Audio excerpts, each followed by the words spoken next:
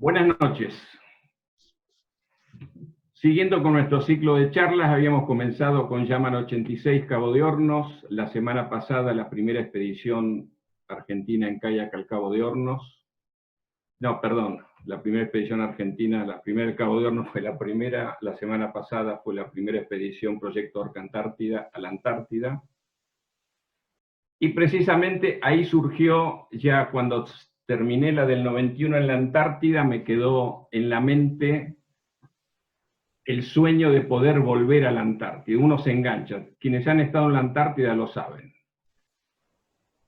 Pasaron casi 10 años desde el 91, 9 años en realidad, hasta que se presentó la oportunidad para poder volver a la Antártida. Así es, estando en Ushuaia, mi amigo Luis Mac, también que había sido miembro de Yaman 86, me dice que había una posibilidad en un velero el año siguiente, o sea, para principios del 2001, en condiciones razonables, para navegar hacia la Antártida. Fantástico. Teníamos entonces la posibilidad ya concreta de navegar en un muy importante velero. Yo no soy navegante, así que no, sé que era un muy importante velero de 72 pies, un ketch de 2 palos,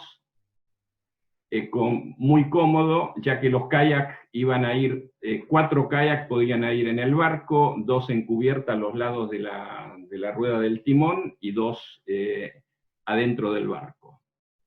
Listo, solucionado el problema del traslado, decido acá el otro punto, quizás el más importante, los integrantes. Siempre había soñado integrar la expedición con las personas que quiero, porque uno invita, uno no puede, cada uno tiene sus compromisos. Bueno, en primer lugar, había pensado en Gustavo Fernández y Juan Gañetén, con quienes hace más de 30 años remamos juntos casi todos los fines de semana, pasamos mucho tiempo en común, ya nos conocemos muy bien. Y el cuarto integrante, por suerte esta vez pudo ser Roberto Escabo, ya que yo lo había invitado para que sea integrante de la primera expedición al Cabo de Hornos, y bueno, por diferentes razones no pudo ser. Así que por suerte, esta vez Roberto nos acompañaba y teníamos ya integrado un excelente grupo. En ese momento, Gustavo y Juan, que nosotros lo conocemos, sus amigos, su familia dicen Johnny, tenían 41 años, Roberto y yo teníamos 51 Roberto y 50 yo.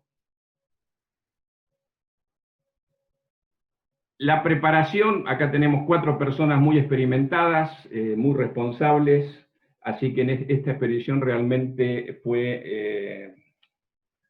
se facilitaron mucho las cosas, cada uno hacía lo suyo, porque nos habíamos librado de un problema que es en muchas expediciones. Decidimos no buscar sponsors externos. Cada uno se iba a hacer cargo de sus propios gastos y eventualmente los comunes los íbamos a compartir. Así que nos sacamos un problema de encima. Preparamos los equipos en cuanto a los kayaks fueron Gustavo y Johnny llevaron Gustavo su viejo Neko rojo y blanco, que venía usando desde hace años, Johnny llevó su Yamana, y Roberto y yo preparamos 2 Yamanas, que en ese tiempo era el Yamana 2, para la expedición. Así que los despachamos para Ushuaia con anticipación, Roberto también. Y el 13 de febrero volamos hacia Ushuaia, llegamos temprano en avión, Gustavo y Johnny, Roberto Escabo ya nos esperaba el día anterior, y aquí decidimos ir a buscar los kayaks que estaban en el depósito de la empresa de transporte de Cruz del Sur, y aquí nos encontramos con la primer desagradable sorpresa. Siempre el diablo mete la cola. Vamos a buscar los 4 kayaks y en el transporte nos dicen que solamente hay 3. Pensé que era una broma eso. Lamentablemente no era una broma. Estaban los botes de Gustavo, de Johnny y el mío, faltaba el kayak, el Yamana de Roberto, que lo había despachado inclusive antes de nosotros. Inexplicablemente lo había despachado de Viedma, en vez de venir a Ushuaia, fue parar a Buenos Aires y quedó en Buenos Aires. No había forma ni por avión de llegar a tiempo, porque el velero iba a partir no más allá de la medianoche de Ushuaia. Por suerte siempre existe un buen amigo como lo fue, y lo sigue siendo, Daniel Urriza en Ushuaia. Lo llamé por teléfono, le dije, Dani, necesito tu ayuda, nos quedamos sin un bote, le expliqué, no lo dudó ni un segundo, y me dije, Ricardo, ahí está el bote, así que llevamos un kayak de polietileno, un Perception de plástico, que él usaba, y sé que Dani tiene todo en excelentes condiciones, listo. Solucionamos el problema, Roberto ya tenía kayak para navegar.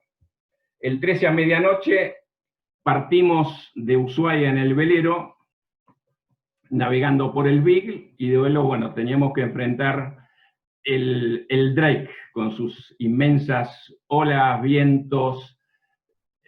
Fue bastante complicada la navegación, si bien no ofreció mayores dificultades. Esto duró 3 días y medio hasta que llegamos al destino en la península antártica, que fue la base de Ejército Primavera. Pero durante el viaje nos fuimos adaptando, pensando, aunque nuestro objetivo era navegar en kayak. Pero Gustavo, yo te pediría que comentes cómo fue, cómo te recordás vos que fue el último día ya navegando en aguas antárticas. Bueno, a veces sí fue tranquilo, como bien vos decís, sin embargo, el Drake siempre es un lugar complicado para navegar, es uno de los lugares más difíciles del mundo para la navegación a vela y de todo tipo. Y sí recuerdo que tuvimos días tranquilos, pero también hubieron momentos de oleaje realmente muy, muy complicado, de olas de 8 a 12 metros de altura, y no fue fácil. Me acuerdo que muchos de los que estábamos ahí, que no éramos nosotros 4 solamente, había otras personas, terminaron en los camarotes durante 1 o 2 días sin poder levantarse. Roberto también se debe acordar de eso. El mareo fue duro, fue muy complicado. Y una experiencia, una anécdota que yo siempre recuerdo es cuando nosotros ya íbamos muertos de frío y el capitán Pascal dice que en el horizonte teníamos una nube a la altura del mar y que eso era agua de condensación que se producía por a diferente temperatura entre el océano Atlántico Sur y el océano Antártico, o el mar Antártico, porque la temperatura del mar Antártico era mucho más inferior, y bueno, digo, más frío aún. Una cosa rara en el medio del mar, una nube a la altura del agua, una nube de condensación que fue realmente impactante para nosotros. Y de ahí en más, y hasta el continente antártico, hasta la península antártica, tuvimos también una navegación compleja por los icebergs, ¿no? Yo recuerdo que los turnos de 2 horas que teníamos cada uno, en la proa del barco, con lluvia, con nieve, de noche, sentaditos ahí con el foco, buscando iceberg en el mar, es una aventura, realmente. Uno se acuerda del Titanic, además de estar con un frío terrible, todo mojado, pero bueno, valió la pena, ¿no? Valió la pena.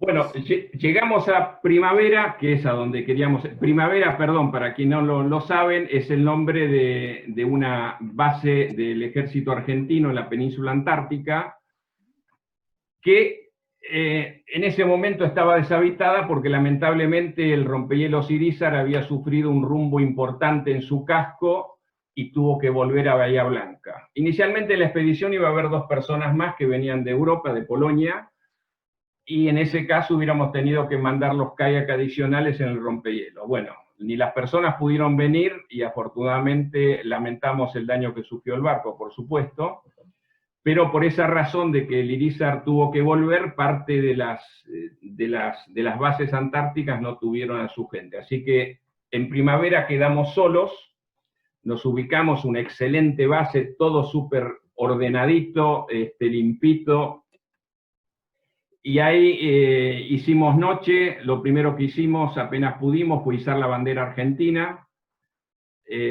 porque sentíamos que estábamos ahí en la Argentina, sin duda.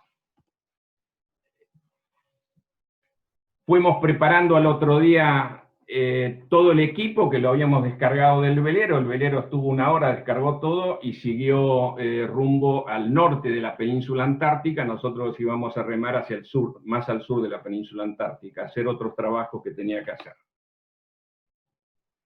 Tardamos un par de horas en tratar de ver cómo cargábamos todo lo que habíamos traído. Siempre pasa eso, el primer día, a ver dónde poníamos cada cosa. Cada kayak llevaba todo lo que necesitábamos porque siempre existía la posibilidad potencial de que nos llegáramos a separar, por hielos, por viento, por alguna razón. Así que cada kayak tenía alimentos, tenía radio, tenía GPS, tenía todo lo que necesitaba en caso de que uno llegara a quedar aislado. Así que fuimos recorriendo los diferentes lugares alrededor de la base Primavera,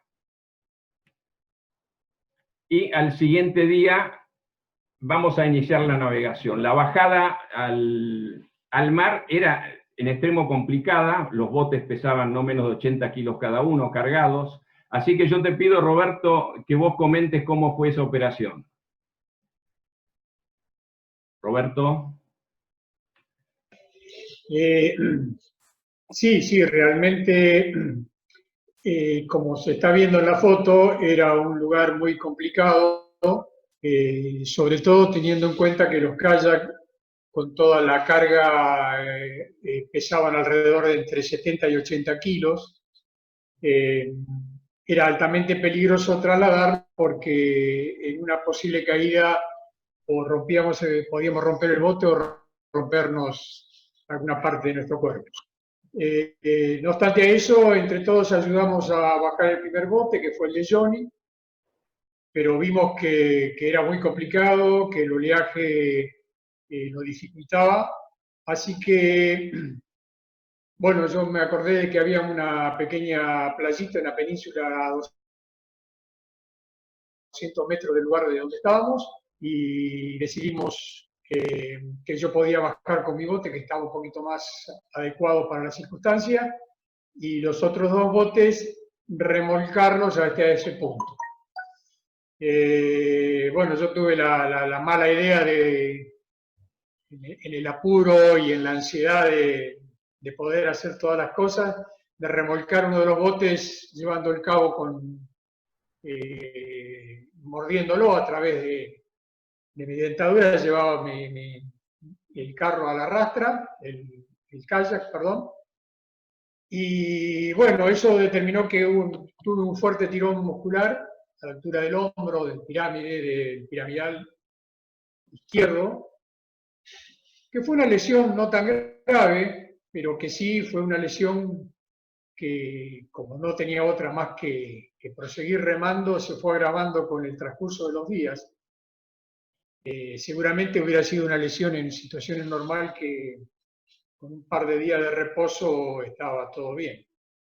Pero como eso no podía ser y tuve que seguir remábamos las horas que remamos, se fue agravando con el correr de los días y bueno, felizmente en algunos momentos tuve que parar para recuperarme, en otros momentos mis compañeros me desesperaron un poquito, así que finalmente pude completar la primera expedición esta para mí en la Antártida, muy importante. Bueno, esta lesión, que si bien no fue tan grave al día de hoy, que han pasado casi 20 años, todavía me aparece de pronto como una cosa muy aguda, se ve que me está tocando algún centro nervioso, y bueno, el dolor me dura 30 segundos y se va, y lo bueno es que me hace recordar tan buenos momentos vividos en aquel momento. Bueno, de la base Primavera podríamos hablar un montón.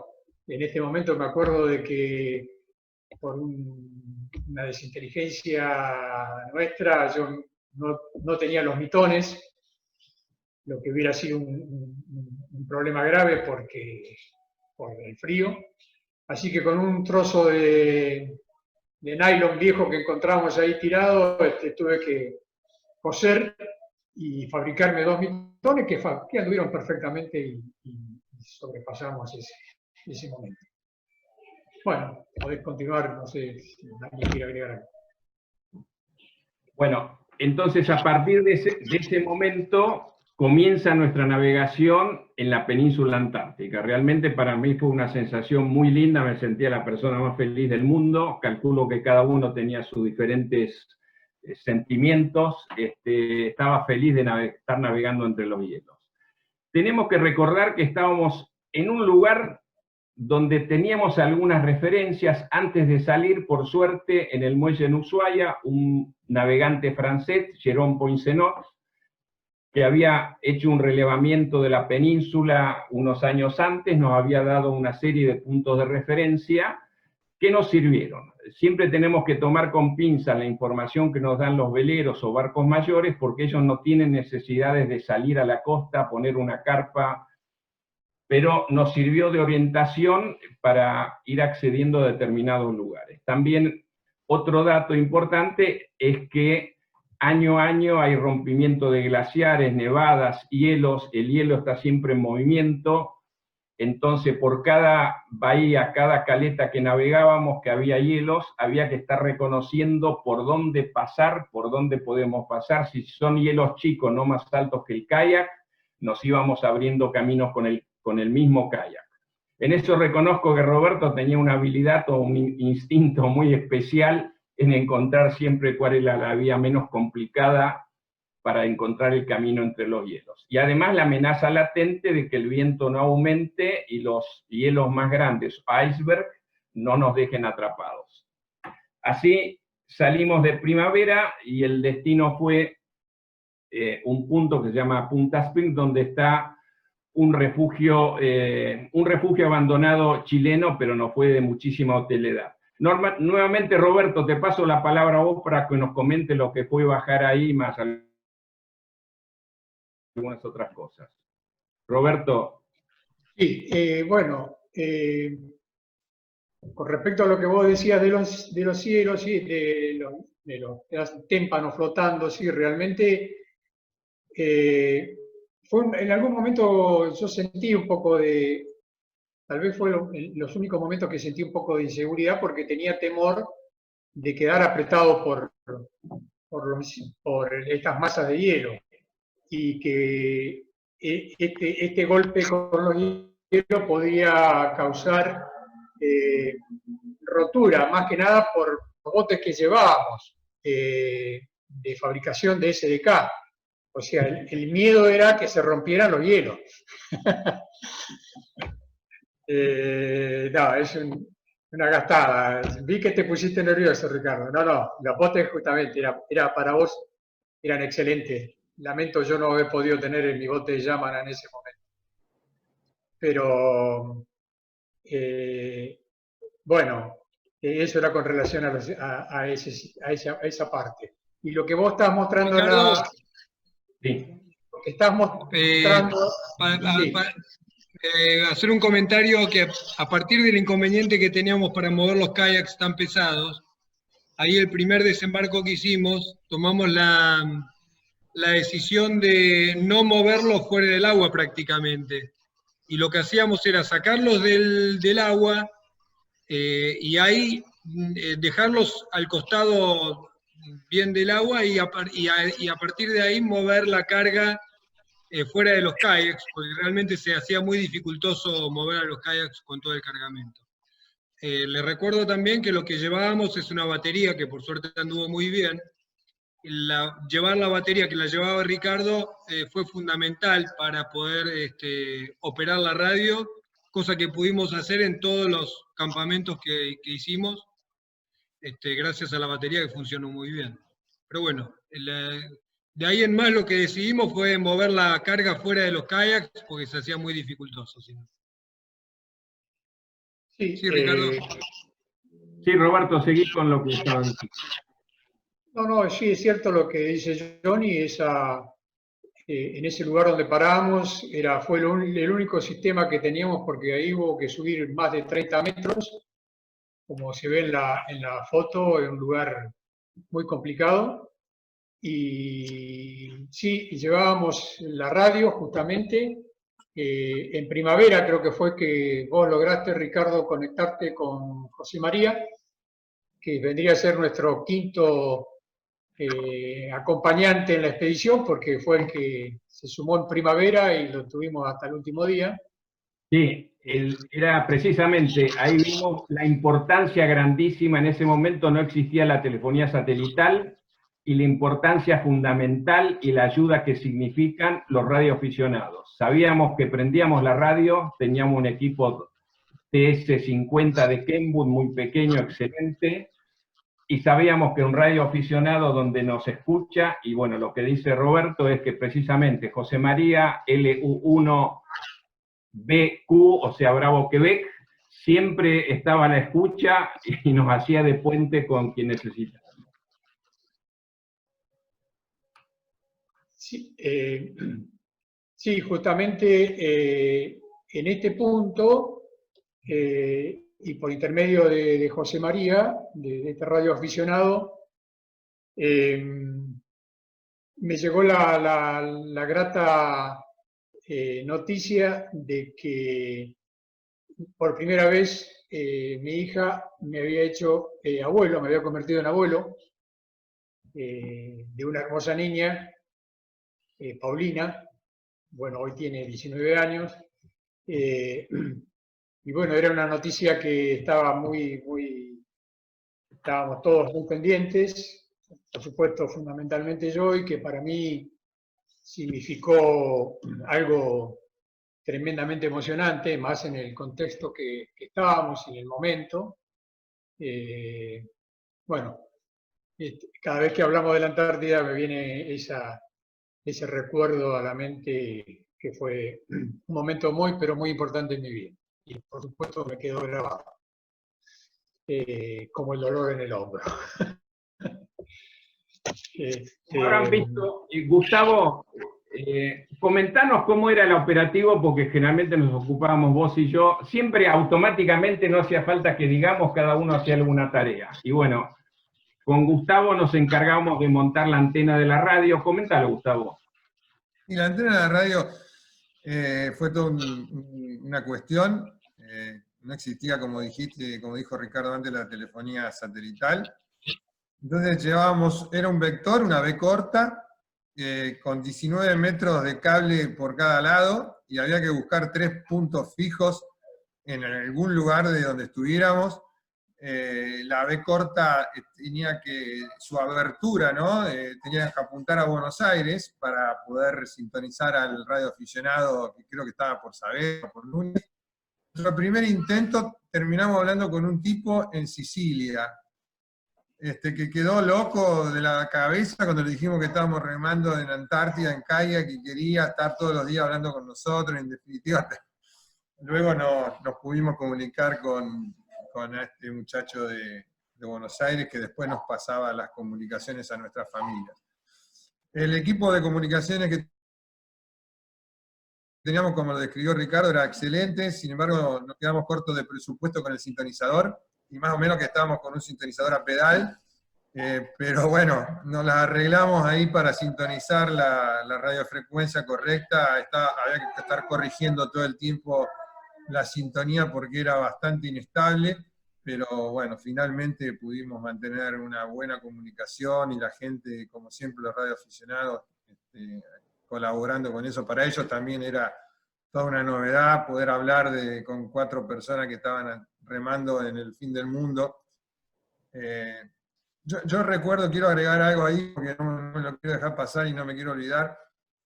Hicimos varias presentaciones en distintos lugares después que volvimos del viaje, y siempre arrancábamos las presentaciones diciendo, en ese momento, en el 2001, se contabilizaba que 500 personas habían hecho cumbre en el Everest, pero solo 4 habían remado en la Antártida en kayak. No era muy justa la comparación, pero estaba buena. Y causaba impacto. Y bueno, yo creo que al día de hoy, no sé si son 4, creo que hubieron otros 4 neozelandeses más. Y yo no tengo noticia de que alguien más haya hecho un recorrido parecido en la Antártida. Puede ser que sí que lo hayan hecho, pero no somos muchos los que estuvimos por ahí, ¿no?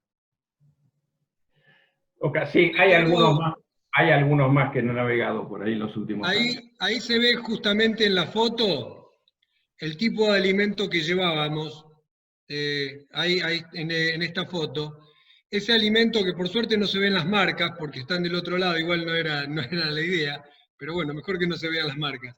Eso es un alimento liofilizado, de una calidad excelente, está totalmente, no contiene agua, o sea que tiene muy poco peso y muy poco volumen. Ese alimento fue nuestro alimento principal, una vez por día es lo que consumíamos, y cuando parábamos durante la navegación, picábamos lo que teníamos a mano. Pero esa fue la alimentación básica. Para que tengan una idea, llevamos alimentos para el doble de los días que íbamos a necesitar, porque necesitamos un reaseguro, digamos. Una falla mínima en esas circunstancias es grave. Por más que sea una estupidez, en esas condiciones de navegación y en el lugar donde estábamos, podía ser algo grave. O sea, la alimentación fue el doble. Para que tengan una idea, tuvimos que calcular el combustible para derretir hielo o nieve en cantidad de 3 litros por persona para consumo diario. Eso fue un cálculo que fui yo el encargado de hacer, y llevábamos bastante combustible para asegurarnos el agua. En un solo lugar encontramos en la Antártida que había un chorrito muy pequeño de agua que surgía espontáneamente, y ese día que fue en el refugio chileno aprovechamos para pegarnos una ducha, fue la única ducha que nos pudimos dar. Está documentado esa situación, pero supongo que la censura se ocupó de sacar la foto pertinente. Pero bueno, el tema del combustible, el agua y los alimentos era toda una logística, prepararla con mucha precisión también. Sí, Ricardo. Sí, sin duda, nunca nos faltó absolutamente nada, siempre comimos bien. Lo comento ya que lo dijimos, las comidas eran para los montañistas, quizás sea algo más común que para nosotros los kayakistas, la comida alpiner, que fue necesario traerla de Estados Unidos. Estando en ese refugio chileno, precisamente al otro día vemos la bahía que está al fondo, estaba totalmente cubierta por los hielos, con fuertes vientos que aparecieron, así que decidimos no arriesgarnos y no navegar. Después sí, o sea que pasamos 2 noches en ese pequeño refugio, que era un cubo de metal, pero siempre es mejor que estar al aire libre con esos fuertes vientos que hay.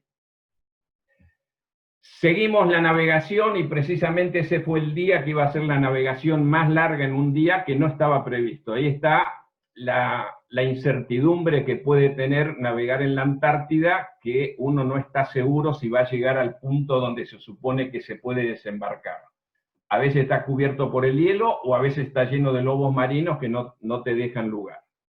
Pero fue una navegación muy interesante, ya que cruzando amplias bahías, en más de una oportunidad nos encontramos con ballenas yubarta, humpback, que se acercaban a nosotros. En alguna oportunidad se metieron y nos acompañaron por un trecho entre los kayaks, después se alejaban tranquilamente y a unos 50, 100 metros o más sacaban la cola y se quedaban, parecía que nos estaban saludando. Eso es lo que tiene de lindo, estar en lugares absolutamente naturales, donde la fauna no está contaminada por la presencia del hombre y son tan curiosas hacia nosotros como nosotros hacia ellos. Era una navegación que se hacía larga, teníamos un punto de referencia, el cual no estaba en condiciones para bajar. A mediodía más o menos necesitábamos parar para hacer nuestras necesidades, comer algo, y el único lugar posible era una islita de roca que veíamos que estaba como a 50, 60 centímetros o más por sobre el nivel normal del agua. Pero cada tanto aparecía una onda, una ola, que se levantaba y llegaba arriba. Así que hicimos una operación que teníamos que esperar la onda para que nos deposite arriba de la roca. Lo fuimos haciendo de a uno, salió muy bien. Ahí descansamos, comimos, pero vimos que ese no era un lugar para pasar la noche, porque no sabíamos qué podía pasar si había más viento, así que del mismo modo como subimos, tuvimos que bajar, esperar la onda de la ola y bajar hacia el agua. Así que seguimos navegando entre témpanos, hielos. Ese día es el más largo que navegamos. Navegamos casi 60 kilómetros, cosa que no teníamos previsto hacer tanto, pero estamos preparados para eso. Así que el punto siguiente, teníamos referencia con un buen punto, se llama Portal Point. Es un lugar donde anteriormente había habido un refugio inglés que había sido desmantelado y llevado a las Islas Malvinas como museo, pero era un lugar accesible. Así que nos fuimos acercando a ese lugar, Portal Point, y aquí es donde tenemos un encuentro interesante antes de llegar a la playa. Vemos que del lado derecho, nosotros estamos apuntando hacia la plaza, por eso digo del lado derecho, de lejos se vienen acercando hacia nosotros un pot, una familia de orcas, que tenía una aleta gigantesca, era un macho, una hembra y 2 o 3 crías o pichones, como le digo yo. Se fueron acercando hacia nosotros y ahí me acordé de Juan Carlos López. Digo, es lo que soñábamos con Juan Carlos 10 años antes y no se nos dio.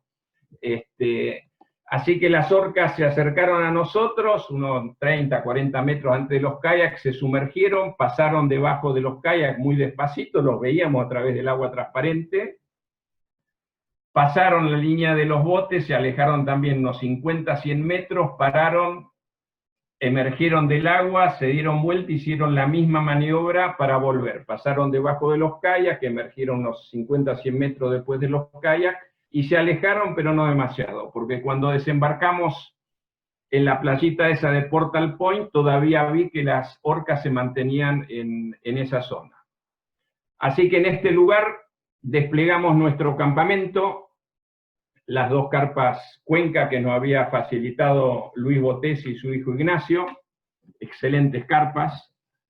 Había una serie de lobitos marinos, era cría, chiquitos, que nos acercamos nosotros, por suerte se alejaron, no hubo necesidad de hacer nada, nos dejaron lugar. No mucho después que llegamos, Gustavo, ¿querés contar? Tuvimos visita. Sí, no me acuerdo cuántos días llevábamos desde que habíamos dejado al barco, pero hacía 2 o 3 o 4 días, ¿no? Un poco más, quizás. Uno se va poniendo chúcaro, ¿no? Ahí se ve que no hay, en la Antártida no hay restos o marcas o indicios fuera de los refugios de presencia humana, y te acostumbras a estar solo, ¿no? Y de repente vemos entrar a la bahía un rompehielos, y se va acercando, empieza a evolucionar en la bahía como buscando un lugar donde tirar el ancla, y nosotros con Johnny estábamos escondidos detrás de una piedra con los binoculares, mirando a ver qué pasaba, y cuando vemos que las palabras, la identificación del navío está escrito en ruso o algo parecido al ruso, ahí nos empezamos a preocupar y dijimos, ¿qué es esto? Lo único que nos faltaba era tener que lidiar con unos rusos acá en la Antártida. Intentamos comunicarnos con el Handy, del canal 16, que es el canal de emergencia que se usa para hacer el primer contacto generalmente en náutica, en navegación, pero obviamente no nos contestó nadie. Y después de pasado un rato, bajan los Zodiac, los gomones, y empiezan a desembarcar personas. Bueno, claramente nuestro temor no era fundamentado, eran un montón de turistas australianos y neozelandeses. El rompehielos era un rompehielos ruso, pero estaba trabajando con turismo aventura o no convencional. Y la cuestión era que esta gente desembarcaba en ese lugar para pasar la noche a la intemperie con su bolsa de dormir en el hielo, era parte de la diversión, digamos, ¿no? Bajaban con la bolsa de dormir y otra cosa importante que traían eran cajas y cajas de whisky. Empezaron a beber descontroladamente, y al cabo de 1 o 2 horas era un infierno esto de gente totalmente borracha, tirándose, haciendo culipatín por la nieve, y la jefa de sanidad del rompehielos se sacó toda la ropa, quedó en ropa interior, y con un frío enorme se tiró por una pendiente de hielo. Bueno, fue un poco novedoso y llamativo toda esta cuestión del whisky y la gente desnuda en el hielo. pero valió la pena como anécdota, ¿no? Pero quiero agregar algo que es muy interesante. Primero se acercó un bote neumático con el guía y el timonel. El guía era un neozelandés, Angus Finney, que había navegado en kayak por las Georgias, en las Shetland, y nos pidió permiso, porque primero nos preguntó si no nos molestaba que ellos bajaran. Obviamente que le dijimos que no nos molesta, inclusive nos ofreció si necesitábamos algo del buque, aprovechamos para cargar las baterías de nuestra cámara fotográfica, del handy, de todo eso, con el frío se descarga muy rápido. Y los turistas no se pusieron cerca de nuestras carpas, fueron sumamente respetuosos, sino que bastante alejados. Ahí Gustavo los veía porque tenía larga vista. Yo le quise pedir whisky a cambio de todos esos favores, pero el grupo no me acompañó con la idea. Entonces, bueno, nos quedamos sin el whisky escocés, que hubiese sido de mucha ayuda. Bueno, entonces ahí en Portal Point, el grupo a las 6 de la mañana, tempranito, ya vinieron los botes del barco, era un barco ruso, pero lo estaba usando una empresa neozelandesa de turismo, Ocean White Expedition, y se fueron. Así que quedamos solos. A la mañana temprano quisimos salir a navegar, pero la ropa que habíamos dejado arriba de las rocas se había congelado todo y parecían pedazos de madera dura, así que esperamos que salga un poco el sol. Y más tarde ya nuevamente estábamos arriba de los kayaks para seguir navegando. Esta navegación, esta parte es muy interesante, son cosas que tenemos que tener en cuenta, que por mucha tecnología que haya, no hay que dejar de lado los conocimientos básicos convencionales. Nosotros llevábamos 3 GPS. Estábamos cruzando una zona entre la isla Nansen Norte y Nansen Sur, un lugar muy tranquilo. A mediodía inclusive paramos en una playita, como se ve ahora en la foto, comimos algo y dijimos, qué buen lugar sería este para parar si fuera necesario. Bueno, quedó ahí la cosa. Seguimos navegando, debemos haber hecho, no sé, 10, 12 kilómetros. El tiempo, cuando salimos más a mar abierto, había bajado una neblina, no se veía bien, había olas, y lo peor de todo, que los GPS, Gustavo me mira con cara rara y me dice, Ricardo, ¿qué te pasa? Algo está mal acá. Y sí, yo le digo, mira, el GPS, en vez de marcar hacia donde vamos, marca 90 grados para otro lado. A la pucha. Bueno, con Johnny bajamos en un lugar medio complicado porque había olas, lobitos, controlamos los otros 2 GPS, todos marcaban lo mismo. Revisamos la carta náutica, porque no había cartas digitales de la Antártida, levantamos manualmente las coordenadas de las cartas náuticas y las cargamos en los GPS. Estaba todo bien, no tocamos nada.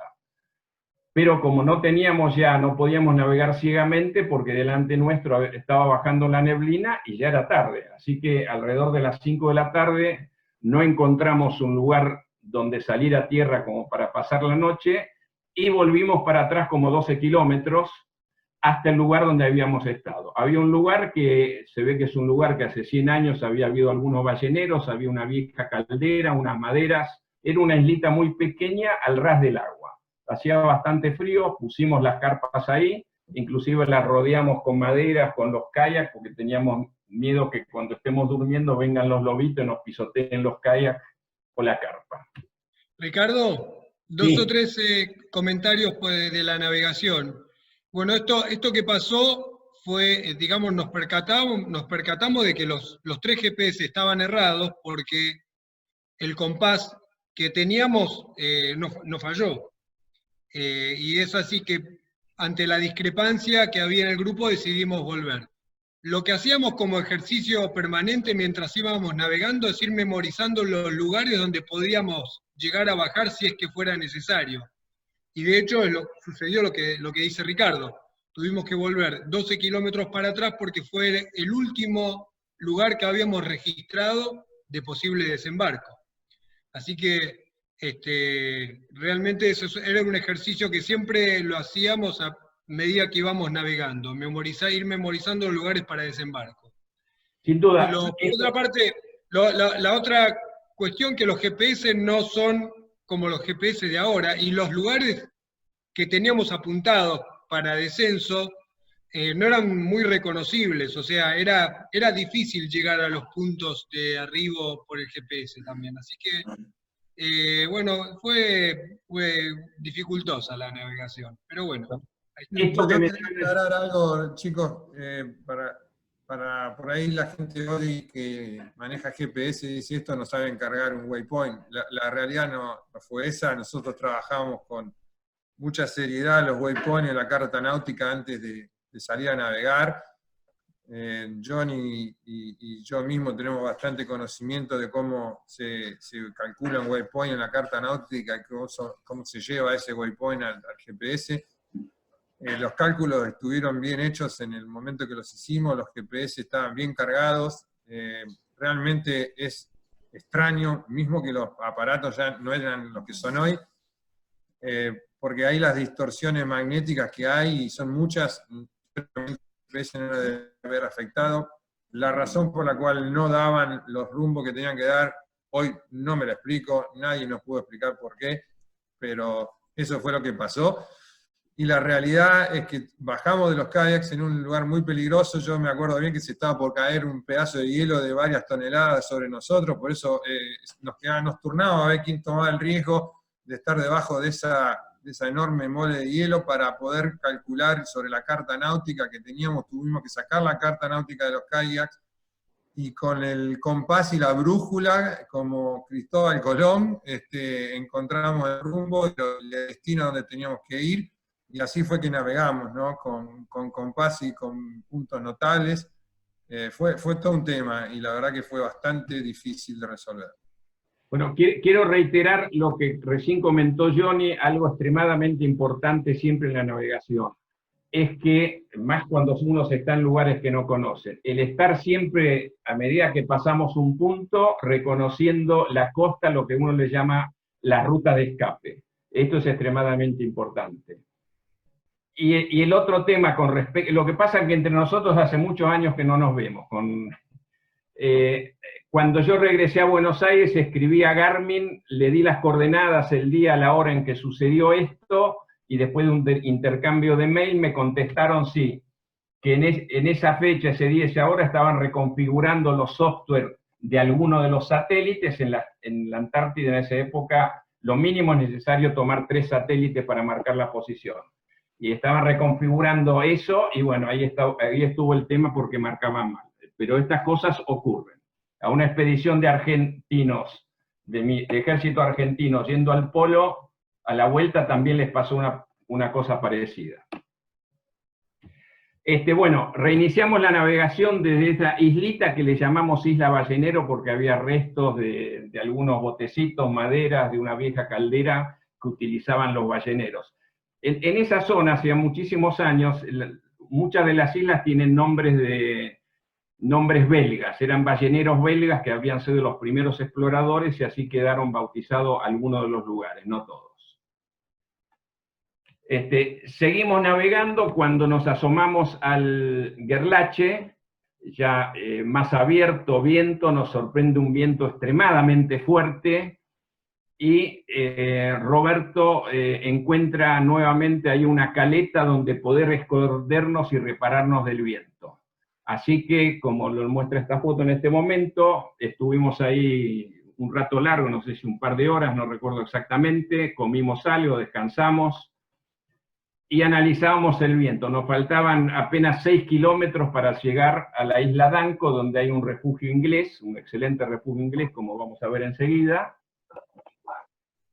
Pero era complicado llegar hasta ahí, especialmente la primera parte.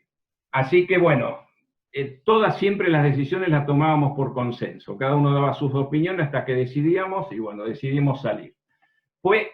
La primera mitad fue extremadamente complicada, dado que soplaban vientos, nosotros bordeábamos los glaciares, eran vientos catabáticos que se aceleran muchísimo cuando bajan del glaciar, y no podíamos pegarnos al glaciar para repararnos del viento porque corríamos el riesgo, siempre hay desprendimientos de hielos. Esas paredes de glacial tenían 70, 80, 100 metros de alto, no era poca cosa, y los pedacitos que caen de piedritas son más grandes que un auto. Así que nos teníamos que mantener una distancia mínima que no caiga nada arriba nuestro, pero no alejarnos más como para que el viento nos barra y nos haga cruzar el Gerlache. Así que fueron ahí una navegación bastante tensa que nos exigió un esfuerzo grande hasta que giramos hacia la isla Danco y el último pedacito ya nos acercó el viento y nos acercamos al refugio inglés de la isla Danco. Bueno, este es un refugio realmente que ha sido muy cómodo. Y lo primero que hacemos, como siempre, bueno, Roberto fue el primero que entró, había un hilito con un frasquito donde estaba la llave, los refugios en la Antártida siempre están abiertos a disposición de la gente. Así que, Gustavo, comentá cómo fue la entrada a ese refugio, ¿qué recordás? Antes de esta parte, yo creo que fue en este tramo donde, haciendo referencia a la caída de hielo, que vimos un desmoronamiento total de un frente de unos 200, 300 metros, todos esos farallones de 70, 80 metros, se cayeron, se desprendieron simultáneamente al mar, y gracias a Dios que estábamos bien lejos de ese momento de la costa, y generaron una ola que también la esperábamos con bastante temor, pero no, finalmente la pudimos sobrepasar sin mucho problema. Y la llegada acá al refugio, en la foto se ve a la izquierda de la entrada hay un cuadradito blanco como una placa. Esa placa dice en inglés, usted está ingresando a propiedad de la reina, de su honorable reina de Inglaterra, y todo un discurso británico muy interesante. Y la llave que vos mencionás, Ricardo, estaba a la derecha de la puerta en un tarro de mayonesa Hellmann's. Ah, en un tarro de mayonesa Hellmann's había una llave. Así fue como ingresamos al refugio que bueno, hay varias anécdotas ahí que iremos contando, pero antes de salir del refugio son varias las anécdotas, como por ejemplo, la cocina que era a leña estaba con quebracho del Chaco, y había muchos productos de décadas y décadas de expediciones ahí almacenados que nos hacían recordar a muchas cosas, ¿no? Bueno, yo recuerdo que frente al refugio, bueno, ahí nos encontramos, había un velero que estaba ahí fondeado, que era el Seamaster de Peter Blake, que terminó haciéndonos puente con el velero que nos tenía que venir a buscar en su momento, dado que el Fernández no tenía buen equipo de radio.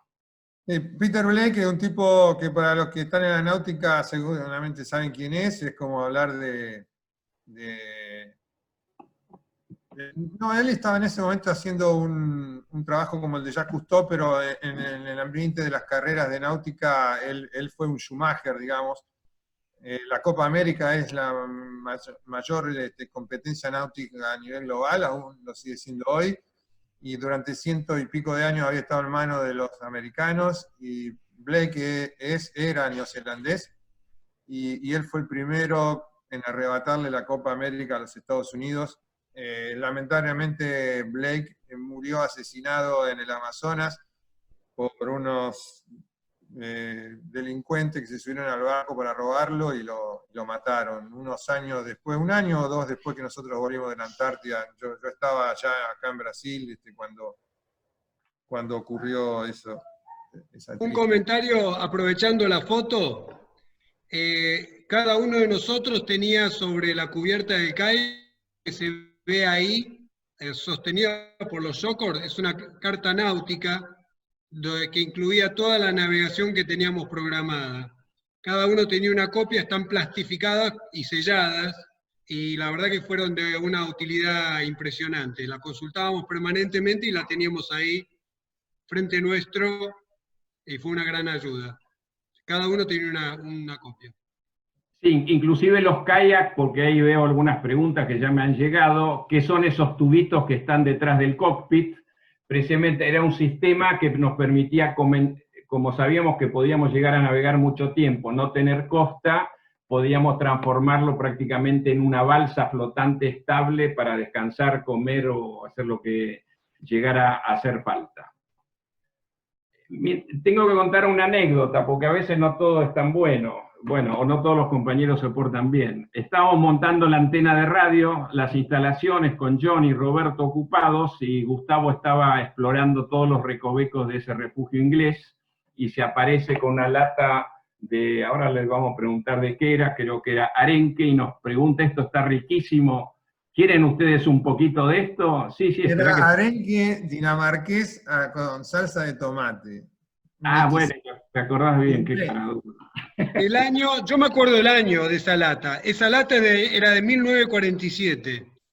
Sí, y estaba impecable. Bueno, y ven, cuando terminamos de hacer lo que estábamos haciendo, de montar el equipo de radio, decimos, bueno, ¿dónde está la lata? Se la había vaciado todo, Gustavo. Bueno, a veces sucede que no se piensa en los compañeros. No digo cariñosamente, se ve que estaba muy rico. Pero estaba bien surtido el refugio, ahí se ven latas de Brahma, de cerveza Brahma, había aceitunas, papitas fritas, maní, fue una buena parada. Otro detalle, uno de los primeros que tuvimos que resolver, es si bien en el refugio había todo, había un baño, todo, pero teníamos que traer agua. Justo el viento había alejado los témpanos, pero había un témpano unos metros de la costa, y había que ver cómo hacemos para cazarlo y traerlo a la arena. Entonces Gustavo se metió en el agua, que tenía el traje seco, lo ató, lo enganchó con una piqueta, lo acercó a la costa, y bueno, ahí tuvimos ya agua para los 2 días que estuvimos, o el día y medio que estuvimos en ese refugio. Sí, teníamos algunas dudas sobre la eficacia de los trajes. Hay que mencionar que en las aguas de la Antártida no se puede permanecer sumergido por muchos minutos porque entras en hipotermia en forma inmediata. Y bueno, llegar hasta el hielo ese demandaba nadar y demás, pero gracias a Dios los trajes funcionaron muy bien, triple capa de Gore-Tex, trajes espectaculares que trajimos de Estados Unidos, y que fueron la envidia de nuestros visitantes, que seguramente Ricardo va a mencionar en este refugio. Bueno, montamos el equipo de radio, y obviamente, como hacíamos en cada lugar donde parábamos, pasamos la noche, montábamos siempre el equipo de radio y nos comunicamos a través de radioaficionados, y que nos hacía puente con quienes necesitáramos comunicarnos. Es así que al otro día vemos, ustedes me van a completar los recuerdos que yo tengo sobre ese tema, Gustavo, Johnny, Roberto, vemos que nos sobrevuela un helicóptero. El helicóptero aterriza ahí en la isla, unos 200 metros del refugio, con unos bolsos. Ricky, se bajaron con rappel los tipos. ¿Con qué? Con rappel, con bueno, cabos. Yo no había visto esa parte. Bueno, bajaron ahí a la playa y vemos que se acercan hacia nosotros. Fuimos caminando hacia ellos, se identificaron, uno era un oficial, un militar joven inglés, y el otro se identifica como representante del Foreign Office, de la Cancillería británica, digamos. Así que se acercan al refugio, y una de las primeras cosas que nos pregunta es, ¿ustedes vieron ese cartelito que había mencionado Gustavo, que está en la entrada, que ahí decía British Antarctic Survey al servicio de su majestad y no sé cuánto? Y entonces, no sé quién lo dijo de nosotros, sí, bienvenidos a su casa, le decimos. Ellos recorren todo el refugio, lo miran, charlan con nosotros, inclusive ahí los muchachos lo invitaron con una ronda de mate, que no sé si con mucho gusto, pero lo probaron. Y nos comenta, bueno, ellos estaban en el barco inglés Endurance, que tiene base en Malvinas, y estaban recorriendo las diferentes, visitando los bases, refugios. Sin duda que habían escuchado que estábamos hablando por radio, enseguida nos escanearon y fueron a ver quiénes son estos que andan por ahí, que supuestamente no había nadie. Así que nos informan sobre qué es lo que estaban haciendo ahí, decimos vamos a esta base, a la otra base, visitamos acá, allá. Todo esto en inglés, era la conversación entre ellos. Y después volvemos a nuestra base, que es en las Islas Malvinas. Así dijeron, Islas Malvinas. Johnny les dice en inglés, porque él habla bien inglés, le dice, perdón, ¿no es Falklands? Mático inglés le dice a Johnny, a nosotros, perdón, ¿usted duda que se llamen Islas Malvinas? Es una anécdota interesante para recordar.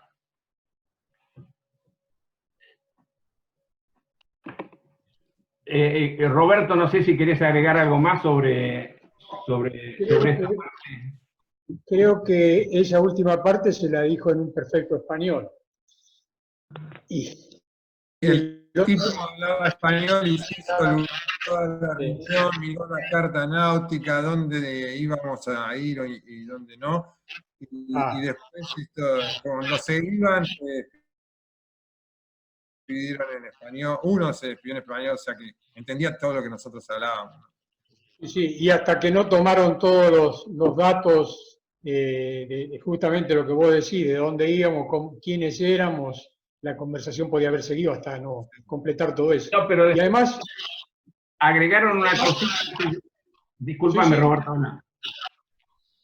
Bueno, que también acuérdense que que el helicóptero los dejó y dejaron 2 bultos grandes y el helicóptero se fue. En esos bultos había un bote neumático inflable que justamente era porque, como puede pasar en la Antártida, que el tiempo cambie rápidamente y el helicóptero no pudiera participar, actuar, tenían que volverse con el bote inflable, era la única posibilidad que les quedaba. No sé qué quería decir. Sí, cuando antes de irse dijo algo así como: me alegro que estén usando este refugio porque este es el objetivo, para eso está el refugio, para que lo use quien lo necesita. Entonces se justifica que lo sigamos manteniendo. Fue algo así el comentario que hizo.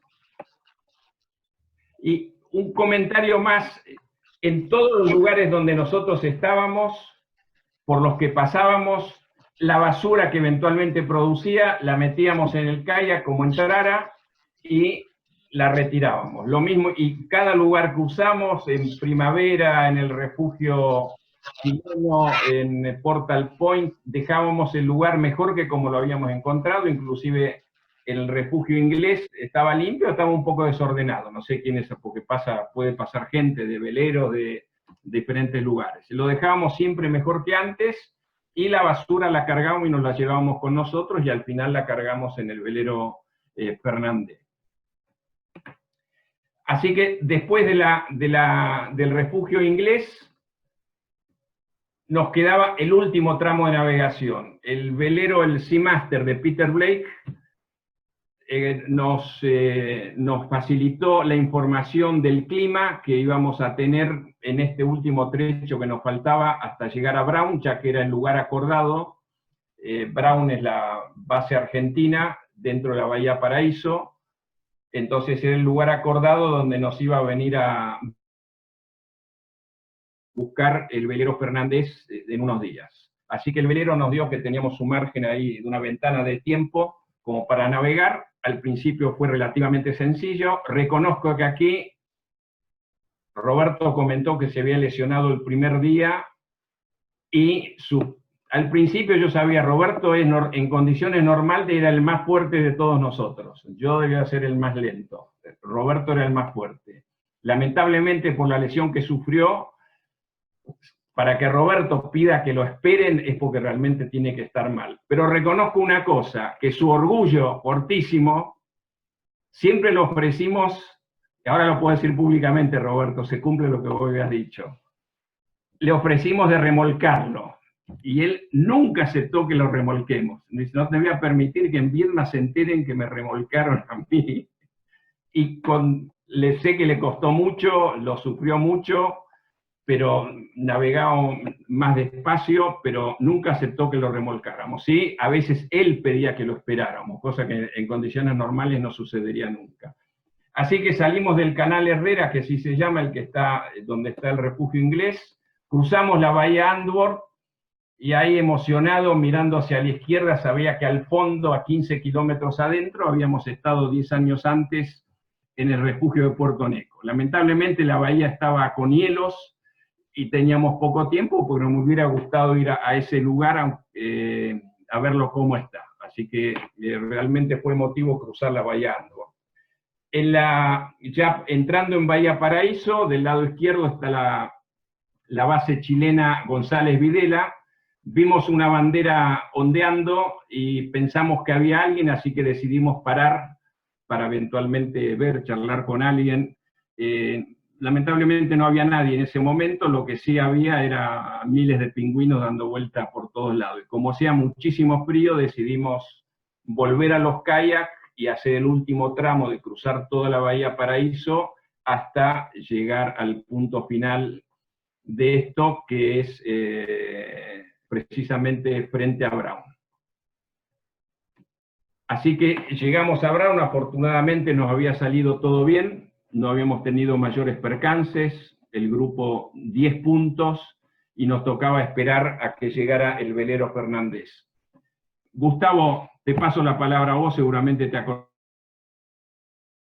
acordarás de detalles. Sí, ahí nos enteramos porque llegaron también guías turísticos y nos explicaron que la base Brown era un punto de bajada de los turistas de los cruceros que iban a la Antártida. Y todos preguntaban por un tal, no me acuerdo si era Robertito el nombre o algo por el estilo, porque habían montado un pequeño shopping en la base.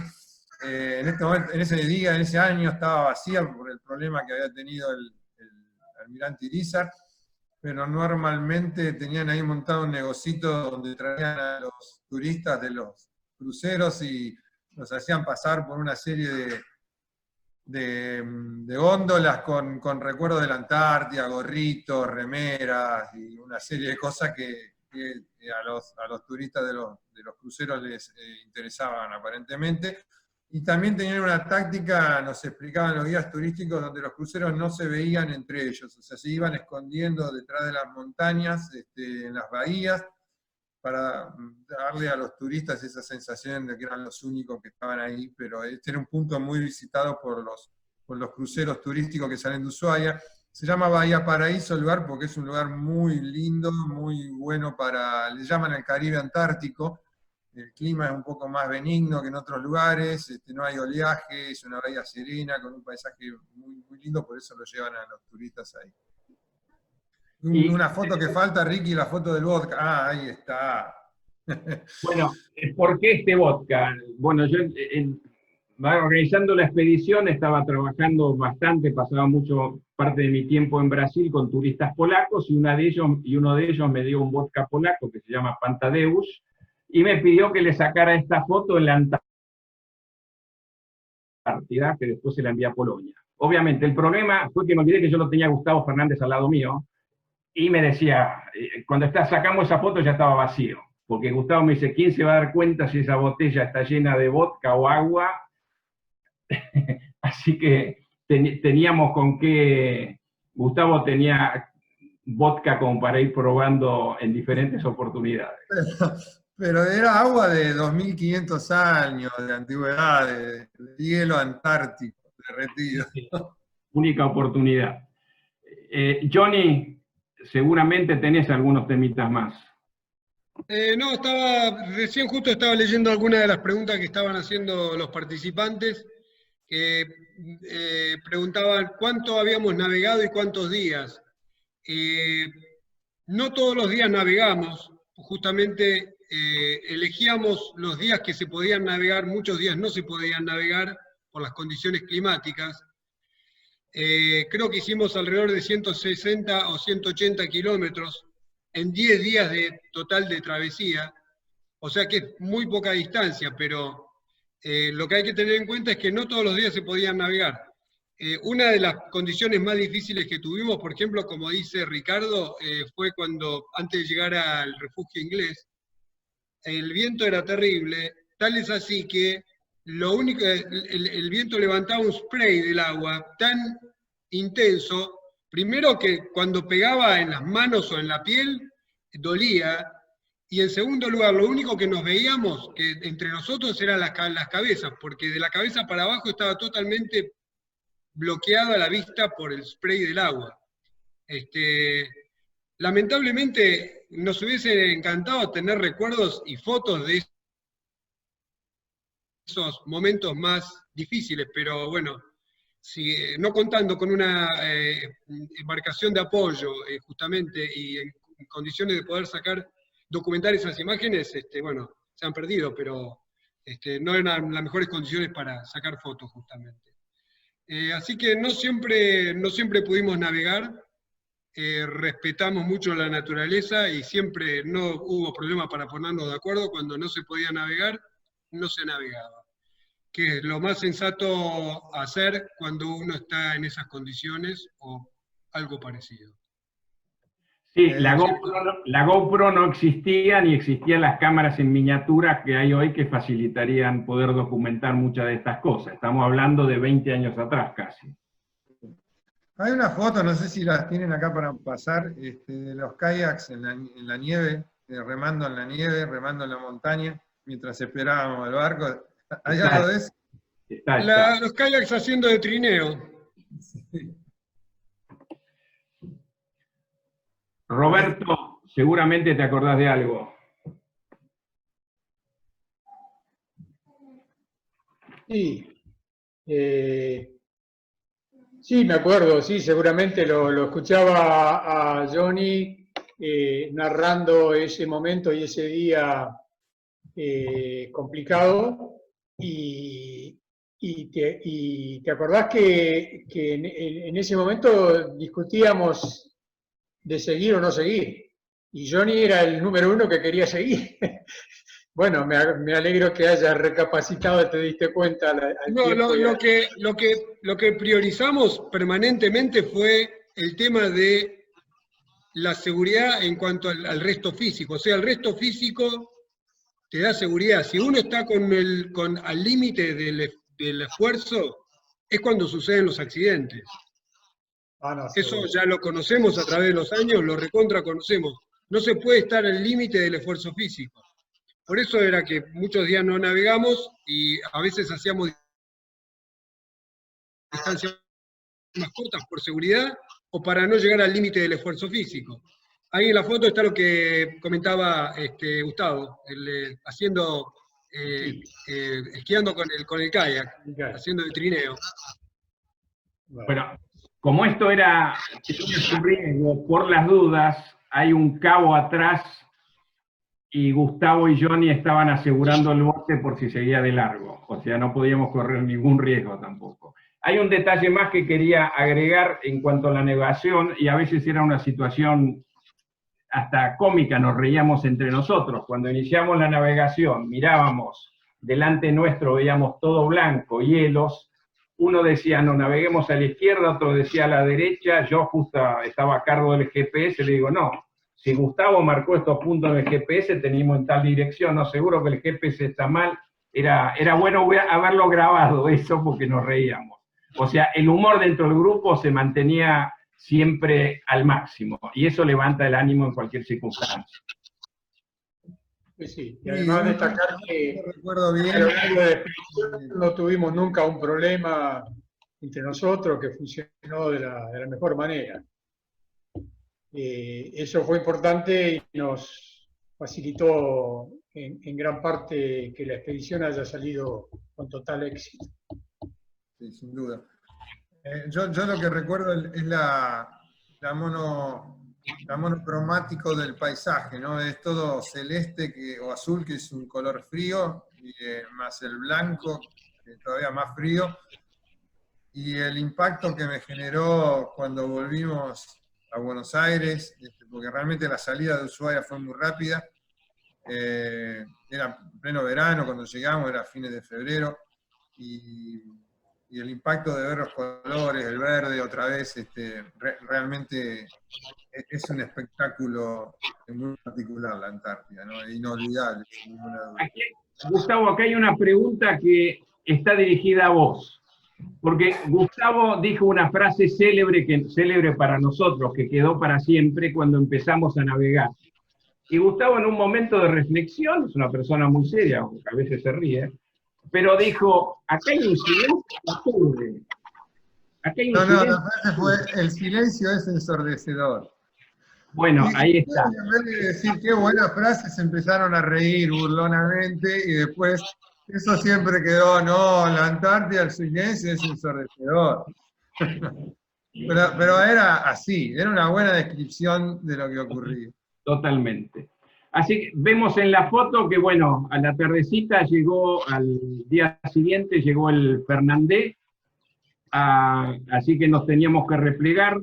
Alejandro Chisini, que estaba trabajando junto con Pascal, nos vino a buscar con el bote neumático, ya teníamos absolutamente todo preparado, limpiamos y ordenamos ahí la parte que usamos de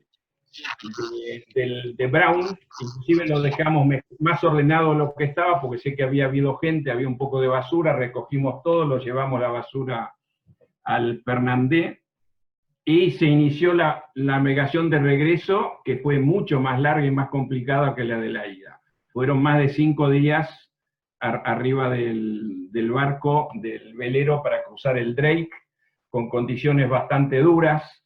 Inclusive el barco ese en ese momento no le funcionaba bien la radio.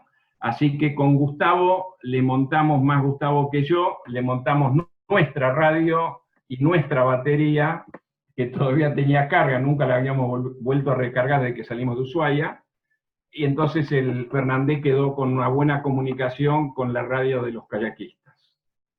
Sí, yo quiero mencionar que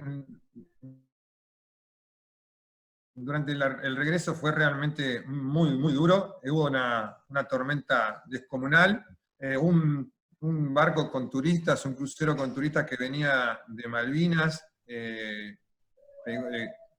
se cruzó en la peor parte de la tormenta, el puente de mando prácticamente se lo voló, los vientos. Tuvieron que la Armada chilena con un helicóptero bajar una tripulación sustituta a ese crucero, para que estuvo como varios días al garete el barco sin nadie lo tripulara, lleno de turistas, y finalmente los militares chilenos lo llevaron a Ushuaia. En el medio de esa tormenta estábamos nosotros con un velero. A Punta Arenas lo llevaron. No, a Punta Arenas, perdón, sí. Así que imagínense lo que fue. En un momento el capitán Pascal confiscó todas las pastillas de Dramamine que teníamos cada uno de nosotros para soportar un poco los mareos. Fue muy difícil. Yo personalmente recuerdo haber estado 3 días sin comer para no cargarme el estómago con comida y poder estar lo más lúcido posible. Porque tuve la suerte de no marearme tanto y poder hacer algunas actividades que eran bastante complicadas, como por ejemplo lo de la radio que comenta Ricardo. Pero fue muy, muy duro el regreso, una tormenta muy fea, que la podríamos haber evitado, porque no sé si ustedes recuerdan, hay una foto con otro barco que era de un holandés, que él tenía cómo mirar los satélites y la situación climática, y él dijo, no salgan ahora porque la van a pasar mal. Él se quedó y bueno, realmente la pasamos mal. Pero finalmente llegamos a Ushuaia todos sanos y salvos. El otro barco que estuvo con nosotros ahí, uno al lado del otro, en la bahía Poroviso, era el Sarah de Henk, que precisamente había advertido que no era conveniente todavía cruzar el Drake en esas condiciones. Bueno, pero recuerden, para los que no tienen idea de lo que es el tamaño de este velero, es un ketch de 72 metros, 72 pies, casi 22 metros, 21 metros y medio, de 2 palos, todo de aluminio, de 25 toneladas, con un quillote de 12. Tengo acá las especificaciones, porque si no, yo no me lo acordaba. Y de pronto había olas que el velero quedaba en el aire y caía y golpeaba toda su estructura en el agua, realmente, y vibraba todo directamente. Así que realmente fue una navegación interesante. Finalmente, el 6 de marzo llegamos de regreso a Ushuaia a medianoche, así que en esta foto lo que pudo salir, estamos brindando por el éxito total de la navegación a vela, de la navegación en kayak, y el grupo humano y los tripulantes del velero, el cocinero que siempre nos alimentó bien, que estuvo todo realmente muy bien. Roberto, ¿algo más para agregar? Así vamos cerrando esta parte. Bueno, tenemos un agradecimiento, antes de terminar, un agradecimiento muy especial a una persona que nos salvó la expedición, porque nos faltó un bote y no lo dudó un instante, Daniel Urrici, y sé que nos está escuchando porque ve que entró. Roberto, te paso la palabra a vos. El micrófono. Ahí está, perdón.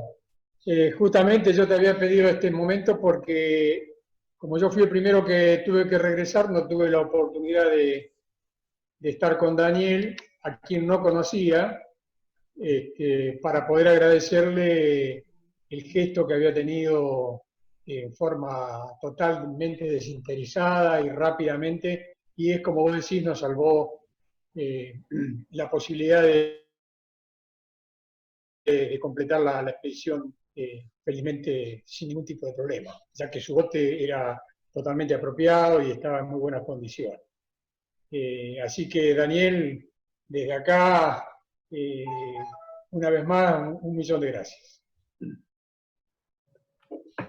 Y bueno, por lo demás, esta expedición para mí fue una experiencia única. Si bien yo había hecho un montón de expediciones y travesías anteriores, nada fue igualable y comparable a esta experiencia, al punto que yo no me sentí después de esto motivado como para hacer otra cosa. Y me quedé acá y sigo esperando que el próximo viaje a la Antártida que habíamos quedado, que lo íbamos a hacer. Así que estoy dispuesto, pónganle fecha y arrancamos. Bueno, debo decirle para quienes no conocen a Roberto Escabo, bueno, Roberto Escabo en su zona de influencia vive en Viedma, es bien conocido, es uno de los pilares del desarrollo del kayakismo en esa zona, y sigue navegando, sigue con el deporte de la vela, solo que con los carros a vela, y está dentro de los grupos muy metidos en el tema, con muchísima experiencia ya hoy en día, con los carros a vela. Pero la expedición nueva no la vamos a hacer con carros a vela. No, la vamos a hacer remando. También sigo remando, eso no me he olvidado, y tengo el bote, tengo el Yamana, así que lo tengo que estrenar. No conocen la Antártida. Bueno, hay algunas preguntas que veo por acá que nos dicen qué ropa usábamos. Estábamos todos realmente muy bien equipados. Gustavo tenía un traje enterizo, un Coca-Tac de Gore-Tex, de hace 20 años, que en ese momento era lo mejor que había. Y nosotros tres teníamos un conjunto de 2 piezas también respirable. Debajo teníamos los equivalentes al Polar. En los pies teníamos también medias de Polar y después unas medias herméticas, calzado de neoprene también. La cabeza había que protegerla del frío, ya no has visto en algunas fotos. En las manos teníamos, o quizás el que no, yo quizás menos porque trataba de fotografiar más, porque el contacto con el aire frío realmente es terrible, y teníamos mitones. Con los mitones uno evita el contacto, bajar tanto la temperatura. Pero cuando hay que usar la cámara, dado que no teníamos gente externa, había que tener las manos desnudas. A veces era tan baja la temperatura externa que metía las manos en el agua y parecía calentita. El agua tiene ahí en la Antártida entre 1 y 2 grados bajo cero. Significa que afuera hacía muchos grados bajo cero. No sé si hay más preguntas, si no vamos a ir terminando. Gustavo, Roberto, Johnny, ¿tiene algo más para agregar? No, de mi parte no, solo agradecerle a toda la gente que se conectó para escuchar esta historia nuestra. En alguna medida, consciente o inconscientemente, que nos cambió a todos un poco, ¿no? Nos llevó a superar nuestros límites, a conocernos un poco más como personas y como amigos, y es un recuerdo inolvidable y de lo que estoy muy orgulloso de haber participado. Yo voy a cerrar con una advertencia, porque esto, un año antes de llegar a la Antártida, Ricardo me dice, mira, estamos programando un viaje a la Antártida, ¿vos venís? Inocentemente uno dice, y sí, ¿cómo no voy a ir? Pensando que nunca iba a salir, porque esas cosas son un sueño y siguen siendo un sueño en la gran mayoría de las veces. Bueno, esta vez no fue un sueño y se cumplió. Pensaba que nunca iba a acomodar a mi familia, ni que me dejaran ir a la Antártida, cosa que por suerte no sucedió y me dejaron ir. Bueno, se fue dando todo a través del año hasta que, bueno, puse mi kayak en la Antártida. Y les agradezco a mis 3 compañeros que fueron excelentes compañeros. Con Roberto Escavo una situación parecida, porque él tenía dudas, él quería ir, pero sabía que iban a hacer su meta y tenía dudas. Por suerte, tengo entendido que la familia unánimemente lo apoyó para que no perdiera esta oportunidad. Corregime, Roberto, cómo fue exactamente. No, sí, correcto, fue así. Y por otro lado, porque ya vos me habías invitado para hacer el Cabo de Hornos, y también por cuestiones familiares tuve que optar y bueno, me quedó pendiente ese viaje, así que en esta oportunidad toda la familia me pegó el empujón. Yo por supuesto que estoy muy contento con haber participado, con el acompañamiento de todos ustedes, fue espectacular, todo funcionó 10 puntos, y todos pusimos un granito de arena, pero creo que merece un reconocimiento Ricardo por haber sido el mentor de todo esto y realmente ha trabajado en forma incansable y creo que, bueno, ha merecido últimamente un reconocimiento a nivel internacional como una figura muy importante en esto de la difusión del kayak en el mundo, ¿no? Porque Ricardo ha trascendido con sus trabajos y sus labores por todos lados. Así que una vez más, Ricardo, gracias por todo lo que nos has brindado.